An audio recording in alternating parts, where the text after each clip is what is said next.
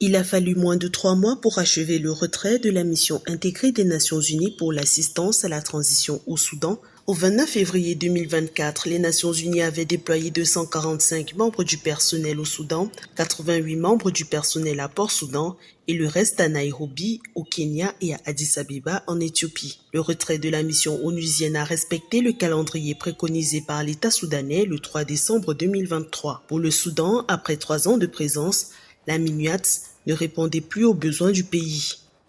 Même si ce retrait est fondé sur l'aspiration légitime du gouvernement soudanais à reprendre en main le processus de transition politique, à la suite notamment de l'ingérence supposée ou réelle de la mission onusienne dans les affaires internes du Soudan, le soutien des Nations Unies au processus de transition politique dans ce pays reste très important. La MINUATS quitte le Soudan dans un contexte de guerre entre l'armée et les forces de soutien rapide depuis près de 11 mois. Le 15 avril 2023, des combats ont éclaté alors que le Soudan s'apprêtait à signer un accord pour la relance de la transition démocratique. Le chef de l'armée, le général Abdel Fattah al-Burhan, a dans la foulée accusé l'ex-émissaire de l'ONU Volker Perthes d'être responsable de la survenue du conflit.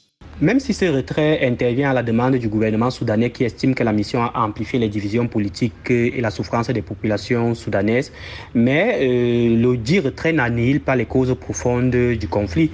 Et tant que ces causes ne sont pas traitées de manière fondamentale et inclusive, on ne pourra pas avoir une paix durable au Soudan.